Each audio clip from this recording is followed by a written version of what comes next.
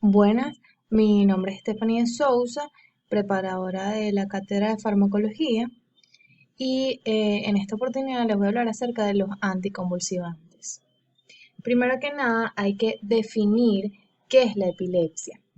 La epilepsia es un conjunto de trastornos que se van a caracterizar por la presencia de alteraciones que son crónicas, recidivantes y paroxísticas de la función neurológica secundaria a un trastorno de la actividad eléctrica del cerebro caracterizado por que hay una aparición periódica e imprescindible de convulsiones.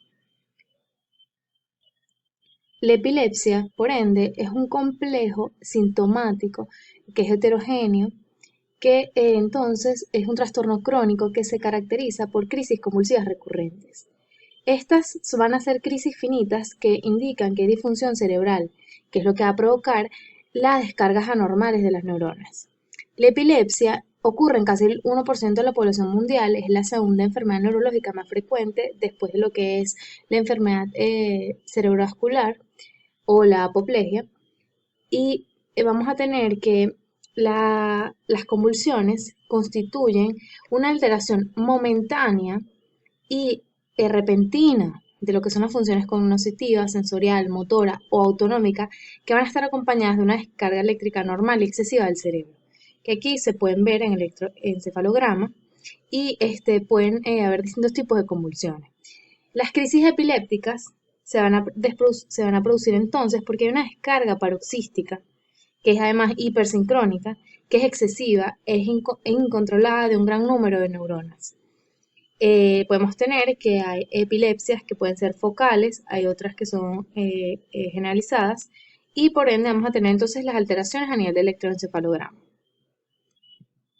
Luego, estos síndromes epilépticos se van a caracterizar porque van a tener un conjunto de signos y síntomas que van a incluir eh, el tipo de lo que es el tipo de crisis, la localización anatómica, factores desencadenantes, la edad de comienzo, la gravedad, la cronicidad, si tiene un carácter que es diurno o que es nocturno, su pronóstico, y no necesariamente tienen que tener una etiología común. El tipo de epilepsia es importante tanto para la selección del antiepiléptico como para la respuesta al mismo. Además, el tipo de crisis se va a caracterizar porque tienen manifestaciones clínicas y porque tienen un patrón específico en el encefalograma y también el tipo de crisis va a condicionar la respuesta al tratamiento. Por eso es importante conocer todo acerca de la crisis epiléptica para poder tratar adecuadamente al paciente. La etiología de la epilepsia. Tenemos que puede ser a su vez idiopática desconocida, puede ser estructural o metabólica y genética.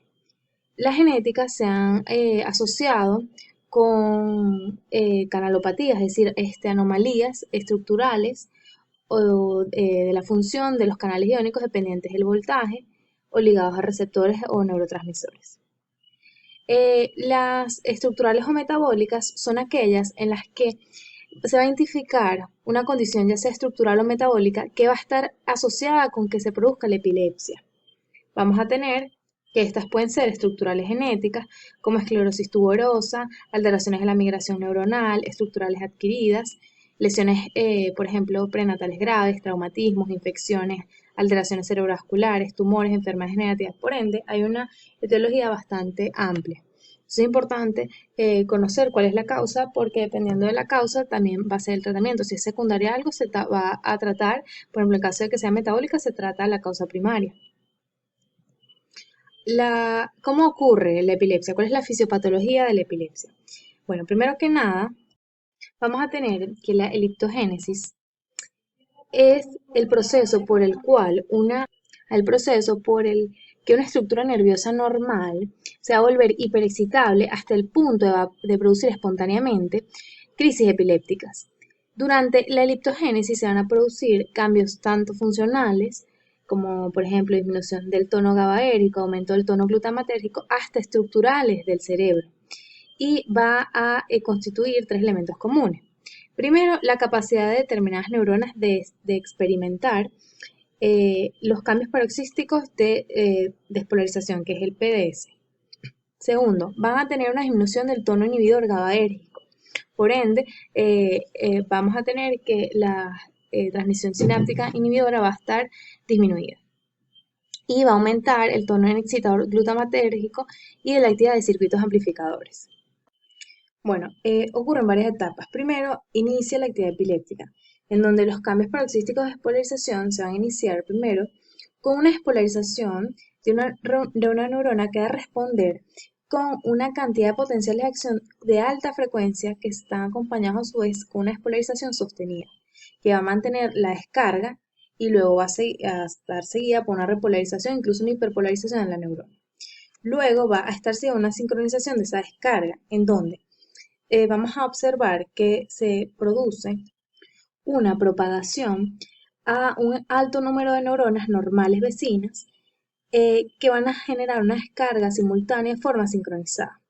Esta sincronización de la descarga requiere que haya una amplificación de la parte glutamatérgica que sea anormalmente intensa o que haya un fracaso en la inhibición GABAérgica que reduzca la hiperpolarización que le sigue al cambio paroxístico de polarización. Luego vamos a tener una propagación de esa descarga a otras estructuras normales del sistema nervioso central y se produce cuando las descargas repetidas aumentan la eficacia de los circuitos glutamatérgicos excitadores y van a frenar los circuitos GABAérgicos inhibidores. Entonces esto va a permitir que se escape a los frenos fisiológicos. Y por ende va a generarse una propagación de toda esa descarga anormal de las neuronas. ¿Cómo se van a clasificar las crisis epilépticas? Hay una clasificación internacional donde vamos a tener que primero están las crisis que son parciales localizadas o focales. Entre ellas tenemos las crisis parciales simples, que la persona tiene una preservación de la conciencia. Las crisis parciales complejas pueden ser psicomotoras, inician a nivel del lóbulo temporal y en este caso sí tiene alteración de la conciencia a diferencia de la anterior. Y las crisis parciales secundariamente generalizadas. Luego vamos a tener las crisis generalizadas, entre ellas está la crisis de ausencia, que se conoce como pequeño mal, las convulsiones mioclónicas, las convulsiones clónicas, convulsiones tónicas, están las tónico-clónicas, que se conocen como gran mal, y las convulsiones atónicas. Y la tercera clasificación son las crisis continuas o estatus epiléptico, en donde hay una actividad epiléptica continua sin recuperación entre las crisis sucesivas. ¿Cuál es el mecanismo de acción de los antiepilépticos? Primero que nada, vamos a tener que, ¿qué hacen estos anticonvulsivantes? Van a impedir o van a reducir una descarga neuronal excesiva de las neuronas que son patológicas. Lo segundo es que van a disminuir la difusión de la excitación y además impiden que haya una alteración de las funciones de los grupos neuronales que son normales. Y el tercero es que van a actuar sobre lesiones no neuronales involucradas en la génesis del foco convulsivante, por ejemplo, en la isquemia. Entonces, normalmente se van a aplicar, son los dos primeros mecanismos de acción. Este es bastante difícil. El sitio de acción de los antiepilépticos. Van a actuar sobre los canales de sodio. ¿Qué hacen? Van a prolongar o van a aumentar el estado inactivo posterior al potencial de acción. Entonces, una vez que ocurre un potencial de acción, el canal se inactiva y lo que hace los fármacos es que van a aumentar el tiempo de inactivación. Entonces, en mayor medida, quienes realizan esto tenemos a la fenitoína, carbamazepina y la motrigina. Y en menor medida tenemos el fenobarbital, el valproato y el topiromato. Entre los canales de calcio lo que hacen es que reduce el flujo de canales de calcio de umbral bajo. Esto no permite que entre calcio para que ocurra la despolarización de la neurona. Esto lo hacen la etosuximida y dimetadiona. Sobre la hendidura sináptica GABA, lo que van a hacer es que aumenten la inhibición mediada por GABA, recordando que el GABA es el principal neurotransmisor inhibidor que tenemos. Entonces, genera acción directa sobre el complejo canal de clororreceptor GABA, tenemos las benzodiazepinas, los barbitúricos y el topiramato. Y acciones sobre la recaptación o el metabolismo del GABA está la gabapentina. La hendidura sináptica de glutamato genera la reducción de la neurotransmisión glutamatérgica excitatoria, entonces si nosotros disminuimos la transmisión de este glutamato que es excitador, vamos a disminuir que haya una mayor producción de potenciales de acción. Entre esto tenemos que aquellos que generan el bloqueo del receptor AMPA, está el fenobarbital y el topiramato, y los que generan el bloqueo del receptor NMDA, que está en investigación. Ahora, vamos a desarrollar cada uno. Tenemos primero el retardo en la recuperación del canal de sodio desde su sitio inactivo. Entonces nosotros vemos aquí el canal de sodio que está cerrado. Entonces cuando llega una señal que permite la apertura de este canal, que permite la entrada, ¿verdad? Aquí vamos a ver cómo generar despolarizaciones repetitivas. Entonces, ¿qué hace el anticonvulsivante? Actúa sobre este canal y va a permitir que permanezca por más tiempo inactivo. Esto va a limitar la capacidad que tiene la neurona para activarse a frecuencias altas. Los anticonvulsivantes se van a fijar como tal a la forma inactiva, entonces se va a requerir que se haya activado previamente el canal y cuantos más se abran, mayor será la posibilidad de que el antiepiléptico se fije a su lugar de acción y lo bloquee. Entonces, por lo tanto, se van a unir más al canal cuando la neurona está despolarizada que cuando está hiperpolarizada. Esto va a permitir que se afecten más los estímulos que prolongan la despolarización de la neurona, como sucede en el caso de los cambios paroxísticos de despolarizaciones, que la transmisión normal. O sea, esto no va a afectar en el caso de transmisiones que son normales.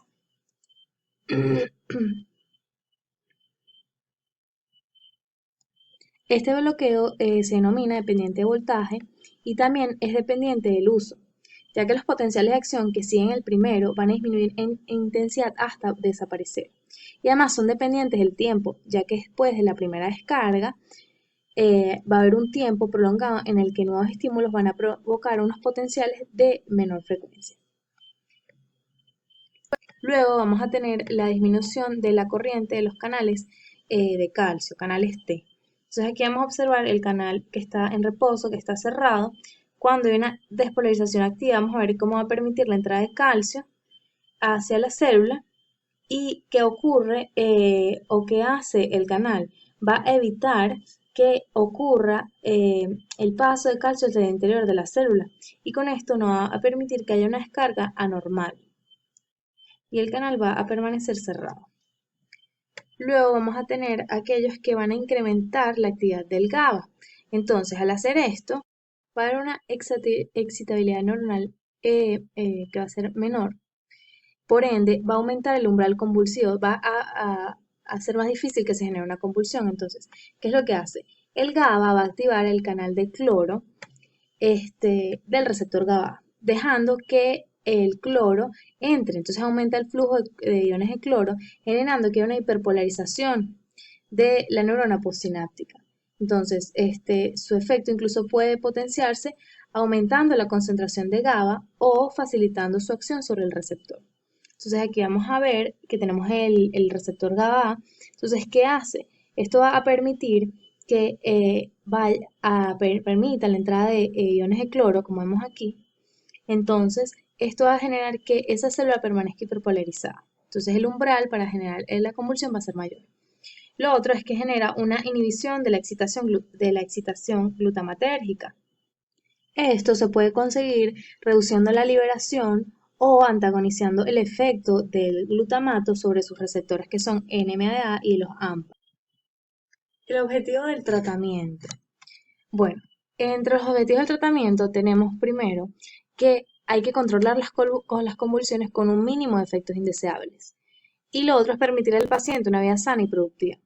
Por ende, el anticonvulsivante ideal es aquel que suprimiría todas las convulsiones sin generar efectos adversos. Entonces es importante seleccionar el fármaco apropiado o la combinación que logre el mejor control de un sujeto dado con un nivel de efectos indeseables aceptable. ¿Cuáles son las consideraciones para establecer un tratamiento racional? Primero, tratamiento sintomático. El tratamiento tiene que ser adecuado para cada crisis, es decir, no toda crisis puede ser tratada con el mismo fármaco. Por ello, se debe definir cuál es el tipo de crisis, es la más común en el paciente, y de esta manera poder seleccionar un fármaco adecuado para tratar ese síntoma que genera la convulsión o por la descarga eléctrica. Lo otro que tenemos es la duración prolongada, sobre todo en casos de epilepsia o de pacientes que quedan con una noxa o un daño a nivel del sistema nervioso central después de algún traumatismo, una tumoración o una resección. Y lo otro es fármacos con una toxicidad importante, es importante saber cuáles son sus efectos adversos y tratar de conseguir la menor cantidad de ellos. Entonces es importante que identificar el síndrome y con ello establecer cuál es el balance riesgo-beneficio para el paciente, para darle entonces el mejor tratamiento al paciente. Luego, vamos a tener aquí los distintos tipos de anticonvulsivantes. En inicio vamos a tener aquí cuáles son los que son usados en convulsiones parciales y tónico-clónicas generalizadas. Entre ellos tenemos la carbamazepina, la gabapentina, ácido valproico, la motrigina, fenitoína, primidona, fenobarbital y topiramato. Aquellos usados en crisis de ausencia está el ácido valproico, el clonazepam, la motrigina, el tosuximia. Estos tienen que ver con la parte talámica. Y otros vamos a tener la acetazolamida, la adenocorticotropina y los corticosteroides. También tenemos las benzodiazepinas, el felbamato. Los corticosteroides serían para disminuir la respuesta inflamatoria, más que todo en el caso de meningitis bacteriana, que hacen una sepsis. Entonces, teniendo en cuenta que, por ejemplo, hay un antibacteriano de base. Otra causa del uso de, por ejemplo, los corticosteroides sería en un complejo neuropsiquiátrico de lupus, que podría incluso generar una convulsión, así como en una hipertensión intracraneal para poder disminuir ese estado inflamatorio. Pero nos vamos a enfocar solo en las demás. Entonces, la farmacología de los anticonvulsivantes. Vamos a ir en inicio con la fenitoína, que se conoce comercialmente como Epamin, Fentoinal, Dantoinal. Fue el primer anticonvulsivante no sedante en 1938 que suprime las convulsiones por electrochoques, es administrada por vía intravenosa, va a inhibir las convulsiones en el modelo de activación inducida, no inhibe las convulsiones por pentileno tetrazol, el profármaco más soluble, vendría siendo la fosfenitoína, que esta se administra por vía parenteral. Está disponible entonces para uso parenteral, está compuesto por un éster fosfato, se convierte con rapidez en el plasma a fenitoína y su estructura química vamos a tener que es una hidantoína con una sustitución difenílica.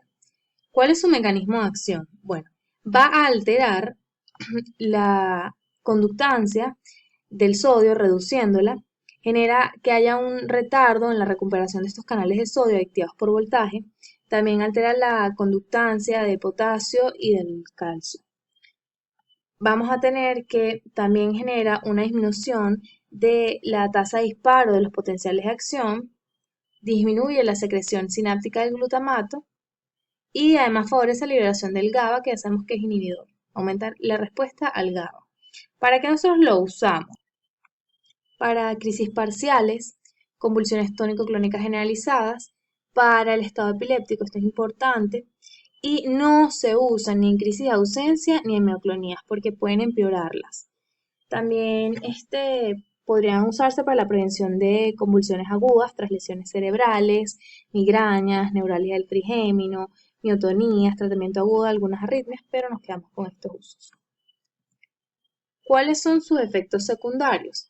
Bueno, la administración crónica va a generar efectos cerebelosos a nivel del cerebelo y vestibulares, y esto van a guardar una relación directa con la dosis, o sea, mayor dosis, mayor efecto a nivel del cerebelo y la afectación del equilibrio. Otros efectos a nivel del sistema nervioso central, como por ejemplo un cambio a nivel del comportamiento, aumenta la frecuencia de las convulsiones, síntomas gastrointestinales, puede generar una hiperplasia gingival, hirsutismo, osteomalacia, anemia megaloblástica, anomalías del metabolismo entonces de vitamina D que van a llevar entonces a la osteomalacia. Tenemos reacciones de hipersensibilidad, ya sea a nivel de la piel, de médula ósea o del hígado.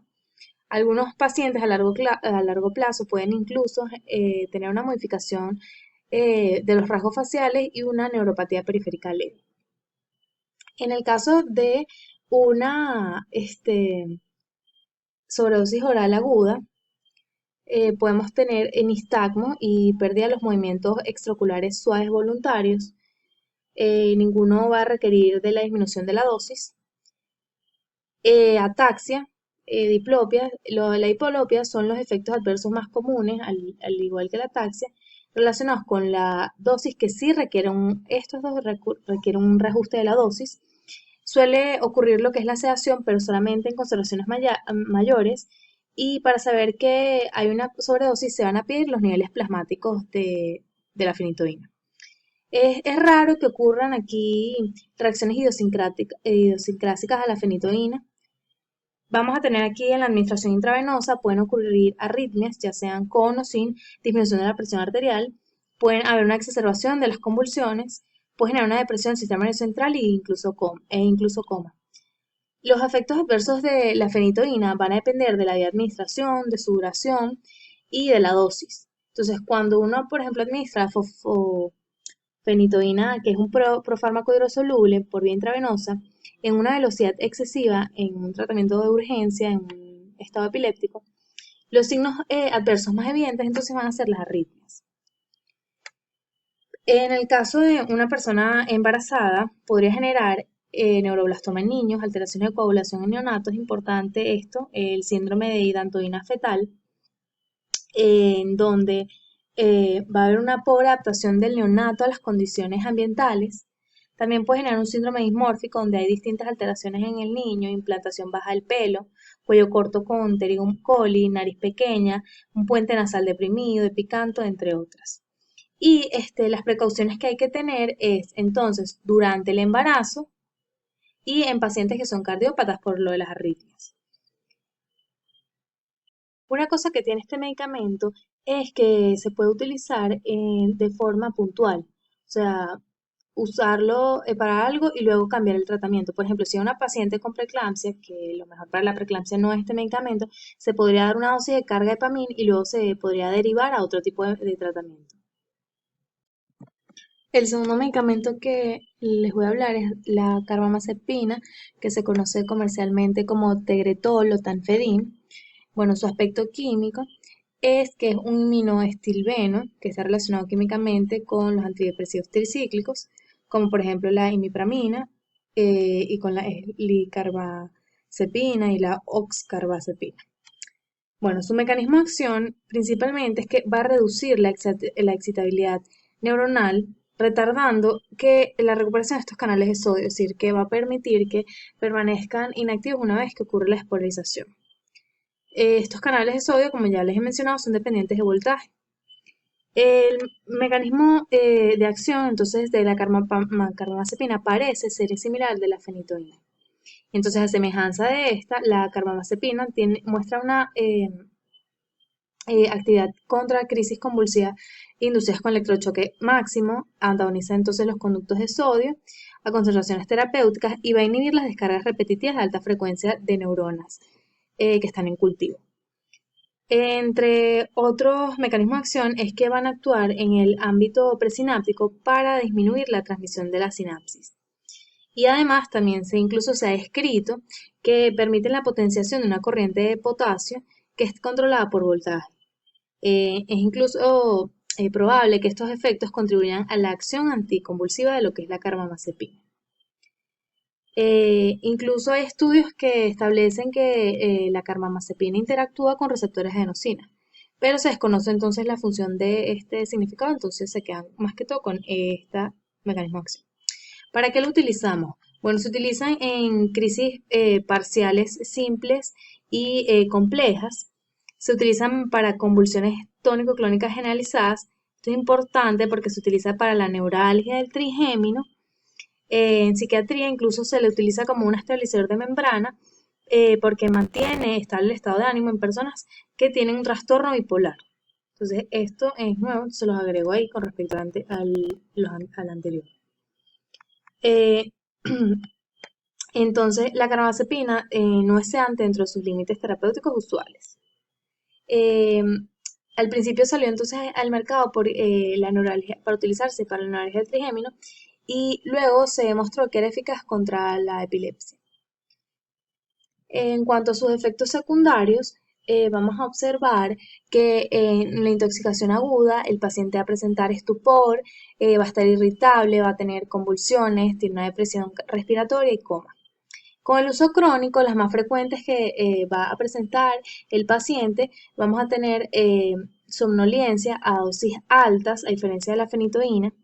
Vamos a tener vértigo, hay ataxia, hay diplopia, estos son los más frecuentes. También hay visión borrosa. Puede incrementarse incluso la frecuencia de convulsiones en caso de sobredosificación. La diplopia suele presentarse primero y puede durar menos de una hora en un periodo particular del día. Y el reajuste de la dosis diaria dividida a menudo puede remediar esa alteración. Dentro de otros trastornos podemos tener trastornos gastrointestinales como náuseas y vómitos. Hay aquí también reacciones idiosincráticas como alteraciones hematológicas graves, reacciones de hipersensibilidad, alteración de la función hepática o pancreática, leucopenia o trombocitopenia transitoria. Y una complicación tardía del tratamiento que observamos con la carbamazepina es la retención aguda de agua, que tiene, con una mayor osmolaridad y concentración plasmática del sodio, más que todo en pacientes ancianos con cardiopatías, en donde vamos a ver eso. Entonces, va a haber una hiponatremia y retención de agua. Potencialmente es teratogénica en el embarazo. También genera un síndrome similar a la hidantoína, por ende está restringido en uso en embarazadas. Entonces, ¿cuáles son las precauciones? Vigilar la función hepática, renal, por esto, y los valores hematológicos aquí, por las reacciones idiosincráticas. Ahora, el fenobarbital, que se conoce comercialmente como Gardenal, va a caracterizarse porque es un barbitúrico. Recuerden esto, que es un barbitúrico.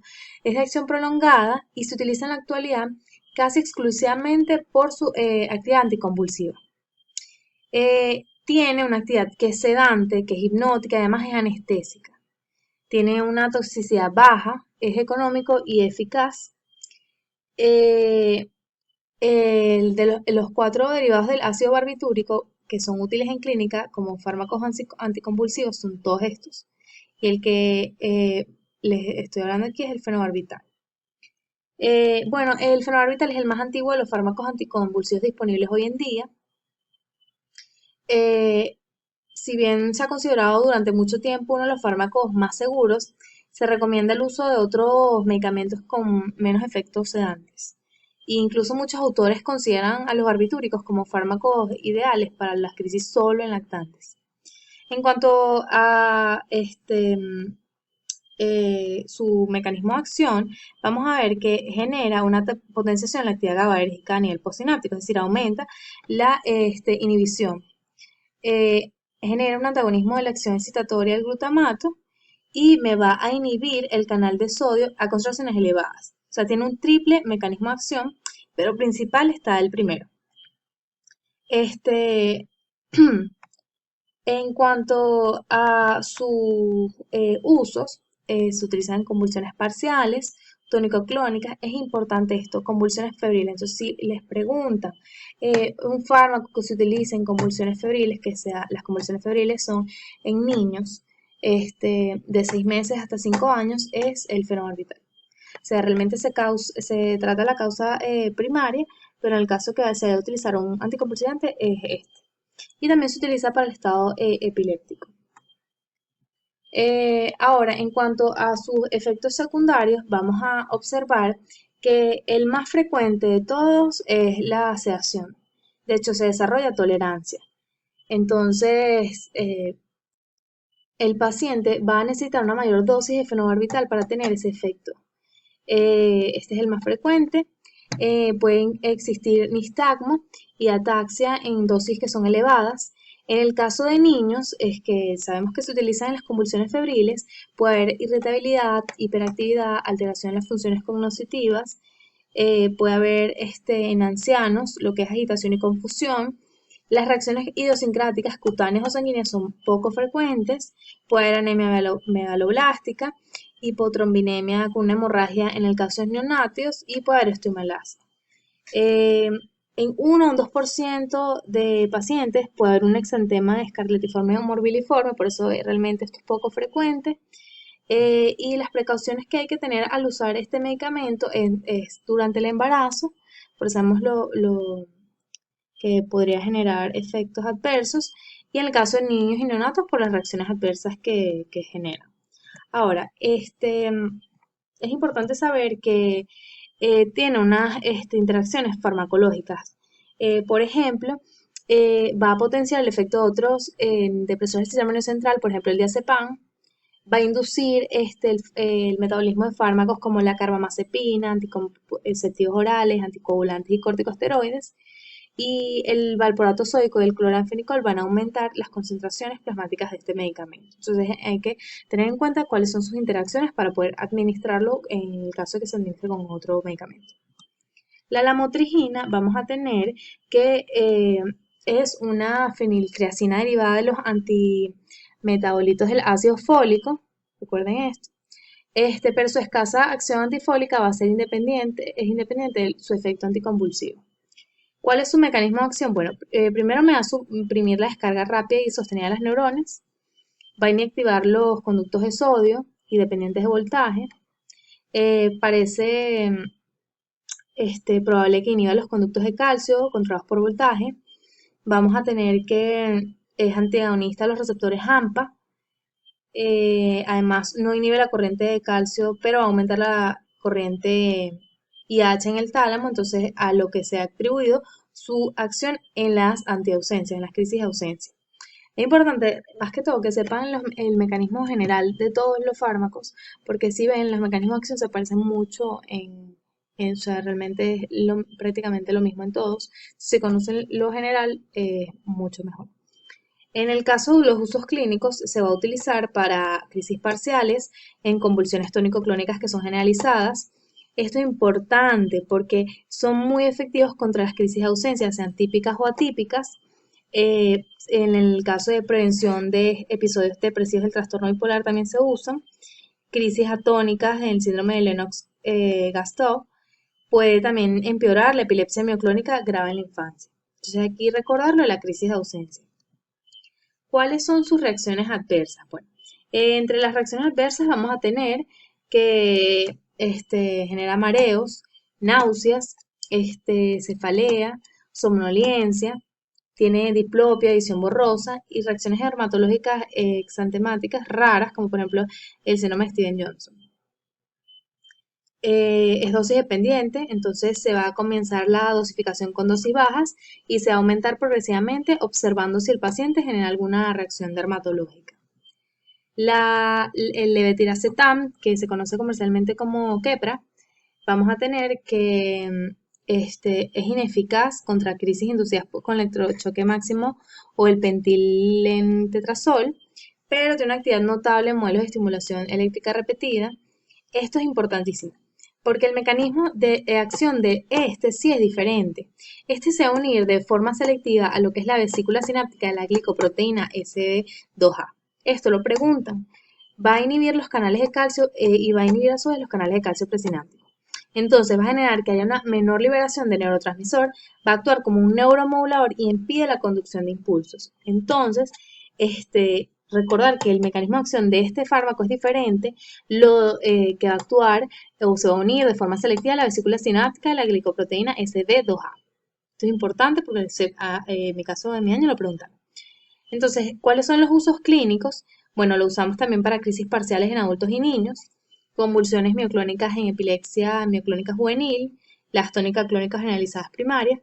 Eso es importante cuando yo les mencioné al principio, para qué se utilizaban cada uno de los fármacos, que más o menos comiencen sabiendo lo general. Entonces, si nosotros conocemos, por ejemplo, aquí esto, más o menos uno va con idea cuáles son los que se utilizan en ausencia. Por ejemplo, aquí vemos la motrigina, que se los mencioné, la mayoría en parciales y los que son tónico-clónicos generalizados, pues generalmente sirven para ambos, entonces, ¿cuáles son? Entonces, bueno, continuamos aquí con el levetiracetam. Bueno, en cuanto a sus efectos secundarios, bueno, puede generar efectos que son como somnolencia, astenia, vértigo, mareos, ataxia, cefalea, alteraciones del comportamiento, depresión y psicosis. En general es bien tolerado y como coadyuvante no va a incrementar efectos adversos. Sus interacciones farmacológicas son mínimas y no se metaboliza por citocromo P450.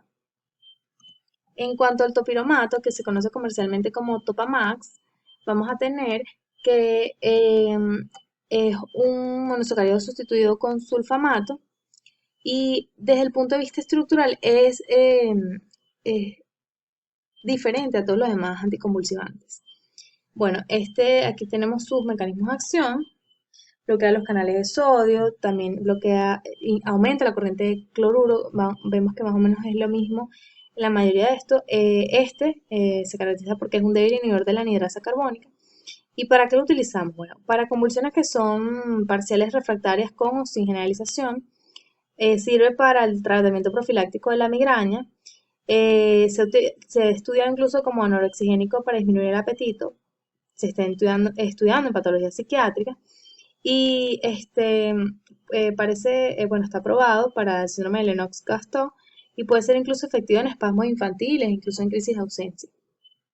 Bueno, sus efectos secundarios, los 2 primeros meses de tratamiento, sobre todo si se va a instaurar de forma brusca, me puede generar somnolencia, fatiga, náuseas, anorexia, pérdida de peso, porque disminuye el apetito, recuerden esto, que estás estudiando como anorexigénico. Lentitud cognitiva, confusión, parestesia, cefaleas.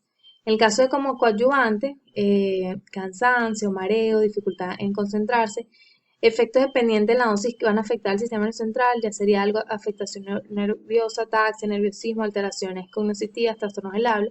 Y podemos tener otros como alteraciones de la conducta y psicosis, nefrolitiasis e hipohidrosis, teratógenos en modelos animales, por eso hay que tener cuidado en embarazada, puede generar miopía aguda y glaucoma de ángulo cerrado, pero en general es bien tolerado. Bueno, el ácido valproico o valprom, comercialmente, está relacionado estructuralmente con el GABA. Entonces, en cuanto a mecanismos de acción, bueno, in vitro va a estimular la síntesis de GABA, va a inhibir su degradación y aumenta su liberación. Y a semejanza de lo que es la fenitoína y la carbamazepina, el valproato va a bloquear la descarga repetitiva de alta frecuencia de neuronas, va a inhibir la recuperación de los canales de sodio, reduce la corriente de calcio en los canales tipo T, reduce la liberación de ácido aspartico, pero no de ácido glutámico. Vamos a tener lo que se corresponde con su efecto anticonvulsivante, especialmente antimioclónico, mejor que el aumento del tono GABAérgico. Y el valproato es activo contra las crisis inducidas con electrochoque máximo y pendilentetrazo. En cuanto a sus usos clínicos, vamos a tener que el ácido valproico va a tener efectos que son inmediatos. Por ejemplo, en el tratamiento del mal epiléptico, que es decir, tónicos clóricas generalizadas, y va a tener efectos diferidos que van a permitir administrarlo en 1 o 2 tomas al día a pesar de su corta semivida. Entonces, usado en crisis de ausencia, suele preferirse cuando el paciente tiene ataques tónico-clónicos generalizados concomitantes, en convulsiones que son parciales, en convulsiones a las tónico-clónicas generalizadas, especialmente las primarias, en las convulsiones mioclónicas. Algunos pacientes se utilizan ataques atónicos que pueden incluso responder. Las fórmulas intravenosas se van a emplear en ocasiones para tratar el estado epiléptico. También se utilizan en el caso de trastorno bipolar y de la profilaxis de migraña. Bueno, aquí tenemos otro que va a actuar a nivel de la crisis de ausencia. Ya vimos la motrigina que se utilizaba en este caso. Vamos a tener también cuáles son sus efectos secundarios. Bueno, el ácido valproico puede generar los trastornos gastrointestinales, los cuales van a ser los más frecuentes, como náuseas, vómitos, pirosis o dolor abdominal. Pueden incluso actuar en el sistema nervioso central. La sedación, hay que recordar es el primero a ser recordado, puede generar temblor, ataxia. Estos síntomas como tal son de poca frecuencia y suelen aliviarse con la disminución de la dosis. La sedación es rara cuando se administra el valproato solo, pero puede ser sorprendente cuando se administra con el fenobarbital. Puede generar otros efectos como aumento del apetito y el peso. Es importante porque el tratamiento es a largo plazo y por ende está ligado a problemas metabólicos, tipo resistencia a la insulina, hiperlipidemia. También puede generar alopecia. Se ha visto casos de pancreatitis aguda e hiperamoniemia. Vamos a tener reacciones idiosincráticas como trastornos hematológicos, como por ejemplo la trombocitopenia, a nivel de la piel incluso, principalmente también alteraciones de la función hepática, por lo que en todos estos medicamentos hay que revisar la función hepática. Eh, el riesgo va a ser máximo para pacientes menores de 2 años y aquellos que toman múltiples medicamentos. Y una complicación que es poco frecuente, pero se ha visto y en muchos casos es letal, es la hepatitis fulminante. Con el uso del ácido valproico, se ha visto teratogénesis, puede generar espina bífida, puede generar alteraciones cardiovasculares, bucofaciales e incluso digitales. Entonces, las precauciones que hay que tener es vigilar la función hepática y el uso durante el embarazo. La etosuximida, en cuanto a sus características generales, tiene muy poca actividad contra el electrochoque máximo, pero tiene una considerable eficacia contra las crisis inducidas por pendiletrazol.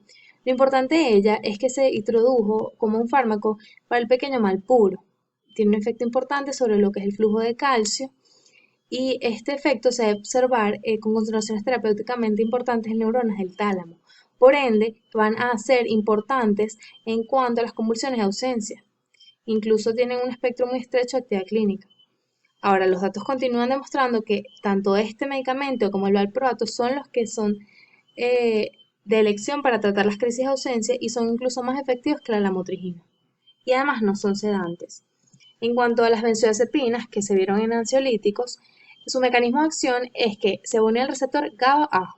Va a aumentar la conductancia del cloro, o sea, permite la entrada del cloro a la célula. Esto genera que aumente la carga negativa, van a hiperpolarizar la membrana y esto genera que hay una disminución tasa de frecuencia de disparo de las neuronas. Bueno, ¿para qué lo vamos a utilizar? Podemos utilizar para crisis de ausencia o para estado epiléptico. Para la crisis de ausencia, vamos a utilizar el clonazepam, que tiene distintos nombres comerciales, como aquí vemos, el ribotril, por ejemplo. También es efectivo, incluso para convulsiones mioclónicas y se ha intentado utilizar en espasmos infantiles. Bueno, sedación que causa es alta, más que todo al inicio del tratamiento, y el clorazepato, la somnolencia y lo que es el letargo son efectos adversos mucho más frecuentes. Eh, este, en el estado epiléptico, el diazepam, que es el Valium, está disponible de hecho en el país, está administrado por vía intravenosa rectal y es muy eficaz para poder detener la actividad convulsiva continua, más que todo en las crisis que son epilépticas tónico-clónicas generalizadas. El fármaco en ocasiones puede administrarse por vía oral a largo plazo, aunque no se considera muy eficaz por la tolerancia que genera. Y hay también una administración en vía rectal por gel, pacientes resistentes que van a necesitar un control agudo de crisis de la actividad anticonvulsiva, de la actividad convulsiva. El lorazepam, que es el Ativan, en otros países incluso vienen en presentación endovenosa. Y bueno, está el nitrazepam, que no se encuentra disponible en el mercado estadounidense, pero se utiliza en muchos otros países, en especial para los espasmos infantiles y las convulsiones mioclónicas. Y el clobazam tampoco está disponible en Estados Unidos y se comercializa en casi todos los países y se utiliza en forma amplia para una variedad de tipos de crisis. En cuanto a las limitaciones que tienen las benzodiazepinas, como ya se han visto, es que hay dos. El efecto sedante, que es infortunado tanto en el tratamiento del estado epiléptico como en la terapéutica crónica. Y el otro es la tolerancia. Los niños incluso pueden manifestar una hiperactividad paradójica como con los barbitúricos. Y en cuanto a la tolerancia, es que al inicio el paciente puede responder, pero van a recurrir en unos cuantos meses. Entonces, la gran potencia anticonvulsiva de estos compuestos no se puede aprovechar por estos factores limitantes. Entonces, toda benzodiazepina crea tolerancia a su efecto y puede crear una dependencia tanto psicológica como física.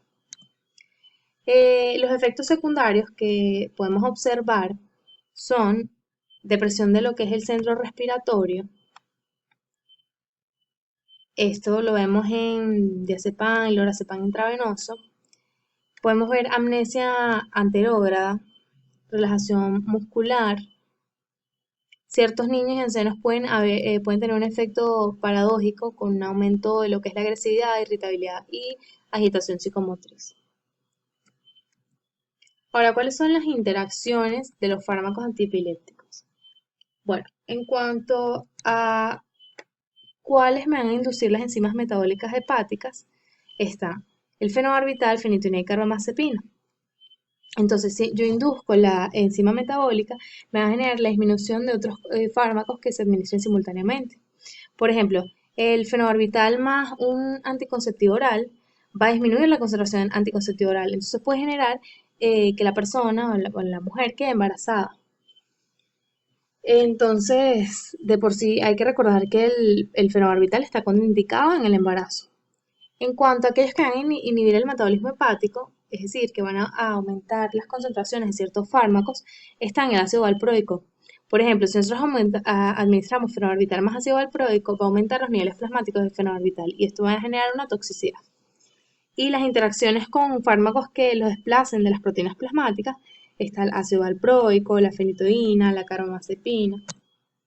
¿Cuál es la estrategia terapéutica?